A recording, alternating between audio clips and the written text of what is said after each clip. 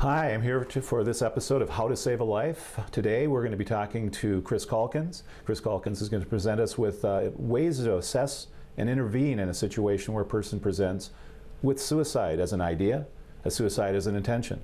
And we're going to teach you some methods and give you some ideas on how to save a life.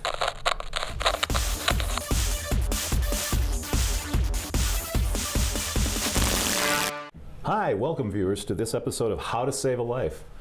My name's Tim George. I'm EMS Director and Community Health Outreach Director and registered paramedic from Meds One EMS, the presenter of this program.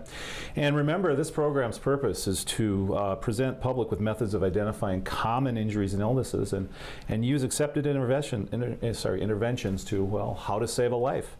I'd like to introduce Chris Caulkins, and welcome to the studios of ICTV. Welcome, Chris. Thank you. You have a really unique perspective, Chris, on this situation, and probably a real different background than a lot of EMS providers. Chris is a paramedic. Today's subject is suicide and the path to suicide and the things that we can provide for the community as well as the individual that we suspect is having this risk presented to them. Can you tell us about yourself? Yeah, well, I've been a paramedic for a couple of decades and firefighter.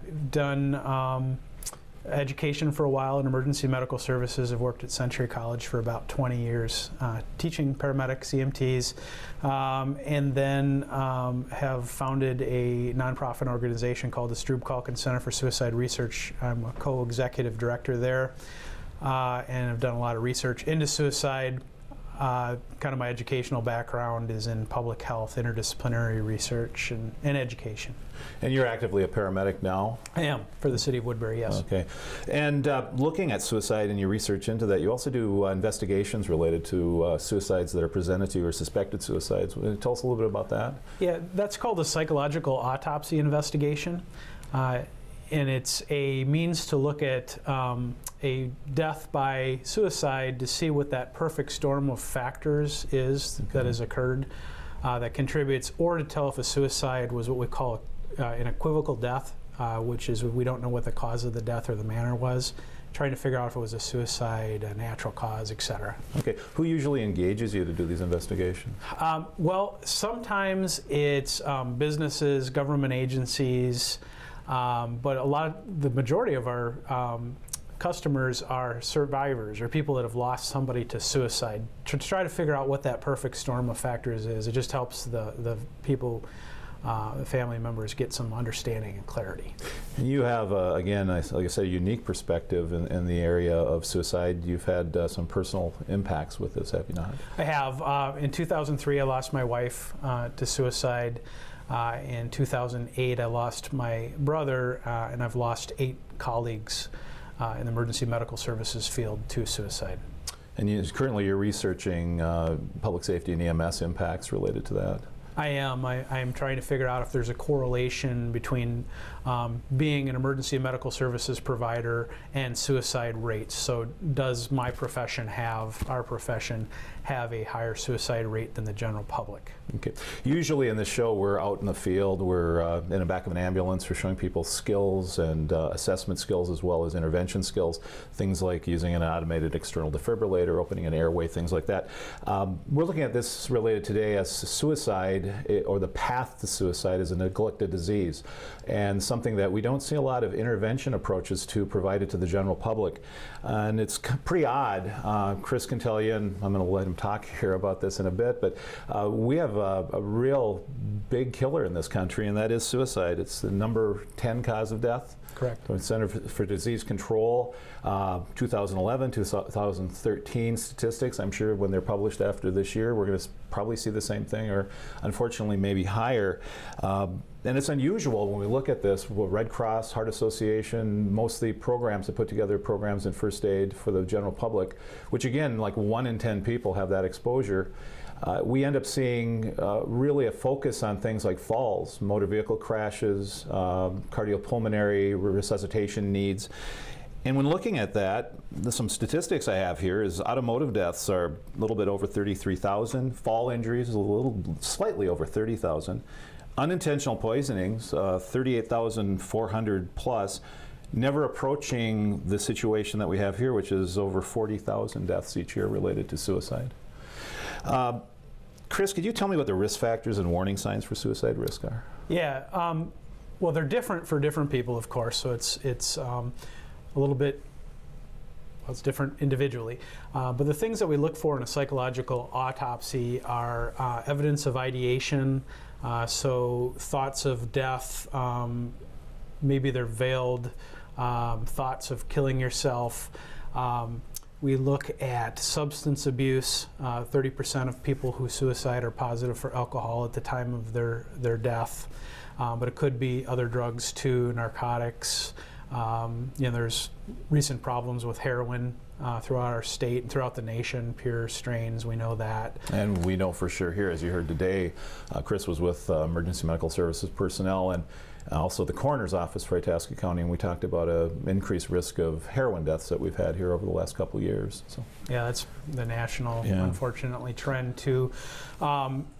Having purposelessness is a risk factor, so not having a reason for existence. So taking care of a family member, working at your job, things like that. Anxiety, feeling trapped, whether that's in a job, a geographic location, a relationship, but that feeling trapped. Hopelessness, so not having hope for the future is a big predictor. And then anxiety, anger issues, feeling and being withdrawn from family, friends, even virtually on the internet. If you would withdraw suddenly, that could be an indicator that somebody's in trouble. Reckless behavior, not wearing seatbelts, not wearing helmets, taking chances. Sexually risky behavior too would go into that category, and mood swings. Okay. When you look at suicide deaths, there's factors that are there that are presented in a majority of them. What 3 things that you see in that relationship? Right. A doctor out of Florida, Dr. Thomas Joyner, he's a person of note in the study of suicide, and he has a theory. Well, it's pretty much evolved further than a theory because it's been cited over 1,100 times and held up to lots of empirical research. But 3 things must happen for someone to suicide, and those are a thwarted sense of belongingness, a perceived sense of burdensomeness, whether that's true or not, the person perceives that, and then the ability to enact lethal self-harm is the 3rd case. So those are the 3 things that are a commonality. Okay. When we look at situations and communicating with a person that you suspect is suicidal, there's always that concern that you can actually trigger the response, trigger the situation. And I know this is a myth as a provider, but I just like to have your input on that when you speak of suicide to somebody you suspect is having those thoughts, having self-risk presentation. What's your thought on that? Yeah, I agree with you. It's a myth that talking about suicide with somebody is going to put the idea in their head or make them suicidal. In fact, the strategy is to engage the person in the conversation and say, are you planning to harm yourself or kill yourself? Is that something you're thinking of? To get that ideation, know that there's a risk.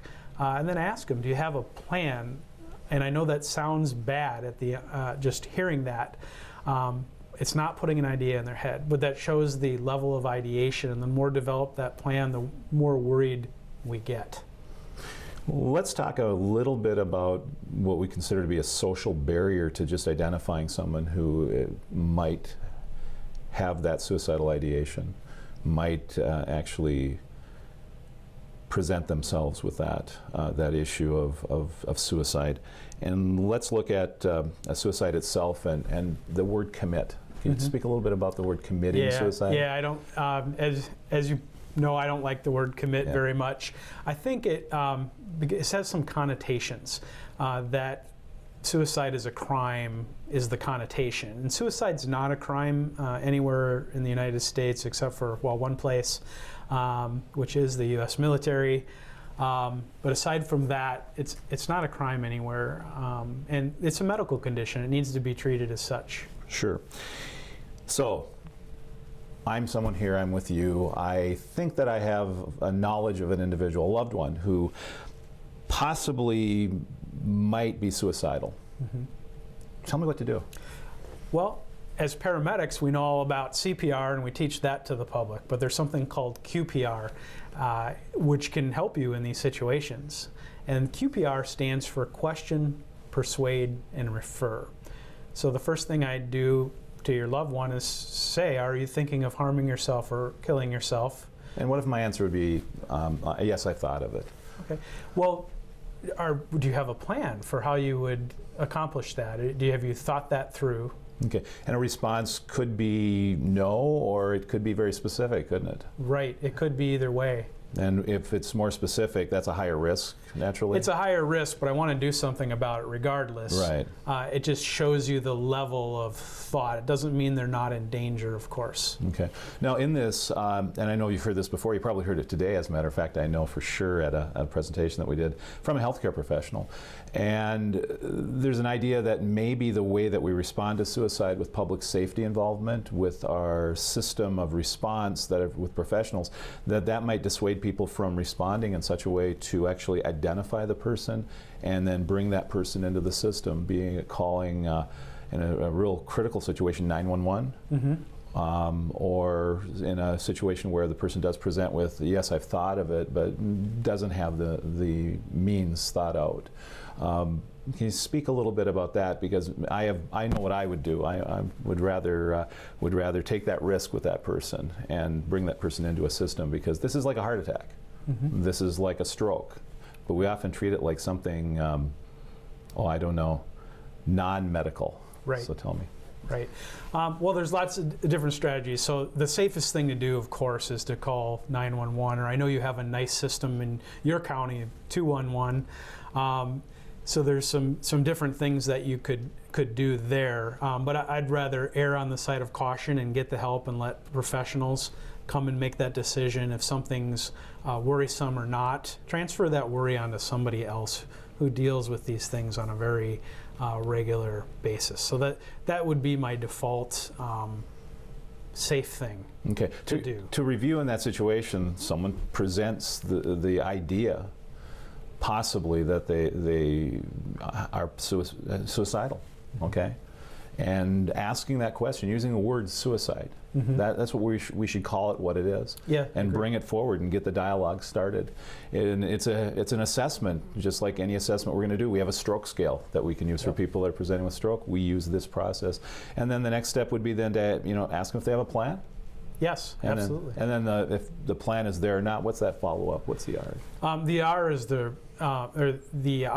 the refer. Yeah. So that could be 911 or 211 or any of those kinds of resources. So getting help, professional help there, could be following up with somebody to get them into their primary care provider or a mental health professional or a crisis response team of some sort, but get them referred somewhere. So work with them to get them the help that they need. Even the National Suicide Prevention Hotline, whatever it takes. And those are some numbers that we're going to put up at the end of this, and we'll have this available to you so that you have referral sources, including our local number, 218-326-8565, or 211, which is our first call for help. And they're the dispatchers, the people that take the information and dispatch our Itasca County Crisis Response Team. And Chris knows quite a bit about this now. Didn't know about it when he came up here for this presentation, but we're very lucky in Itasca County for this, and they also do some work in northern Aiken County. This first call for help that we have here also covers 7 counties. So they have the intake for 7 counties. And so this program goes out through mostly Itasca, but if you know people in other counties, Beltrami, Cooch County, north of us, Coochin County, and several others, we can actually put the list out of the counties that the system covers. 2-in-1 itself is answered nationally, but we have specific response resources here. So we have this plan, and we have the availability to provide some kind of impact now in getting the person referred into this. What if you had a person come to you, you knew them, and then you decided to do the intervention yourself, and they said that, oh, well, yeah, I'll call you tomorrow, things will be fine. What do you think of that? Sure. Yeah, never leave somebody alone who you think could be suicidal. My crystal ball doesn't work. I don't know if yours does, so I can't tell what's going to happen. And part of the problem with mental illness is often people don't want to tell you they're in pain, so they're going to hide those things from you to protect you, and then if you leave them alone, well, they could die. This mental illness is a fatal disease, a potentially fatal disease. Now, the good news is it's 80 to 90% treatable, so there's a lot of hope and better odds than a lot of other medical things, actually. But yeah, I wouldn't leave somebody alone. That would be worrisome to me. And you relate it to the idea of having chest pain and a heart attack, you know, and what would you do with that person? You'd call 911. Absolutely. Because the person's not going to be able to solve the problem themselves, and that's an important thing to understand. Is it true how a community responds to a suicide, and after the fact may cause or prevent additional suicides? Yeah, absolutely. How suicides are handled in the media, in schools, any kind of a public forum definitely can contribute to the problem or help alleviate the problem. So there's something called the Werther effect. It actually came from a book written by Goethe back in the 1800s. I'll spare you the whole academic lesson, but more suicides happened after that book was published. The lead character suicides in the end. And it's been known to happen, like if we sensationalize suicide stories, put people up on a pedestal who've suicided and not acknowledge that they are just, after all, human beings just like you and me with our problems and our issues. When people use specific names and talk about the gory details, that can cause other people who are already vulnerable, who also have mental illness, to suicide or self-harm. But on the other hand, being responsible, and you can get those details on websites like Suicide and Awareness Voices of Education, like save.org or afsp.org. Any of those, you can have very responsible messaging with the National Suicide Prevention Hotline at the end, and not go into specifics. And those have been shown to actually be helpful. Talking about suicide isn't a bad thing, but talking about it in the right way is critical. All right. Well, in closing, Chris, any other words for us about this? You know, if you're suicidal, get help. If you know somebody who is, take it serious. You can't keep secrets. This is a preventable condition, and don't be afraid to ask for help. It has to be okay to get help. It's a medical condition, just like anything else. Well, I thank you again, Chris, for coming here and talking with us about this. And remember, yeah, if someone presents with you in any situation that's medical, including suicide, it's a possibility that you can save a life, you do the right thing. QPR, QPR. And we'll put that up at the end too. Thanks a lot. Yes, thank you.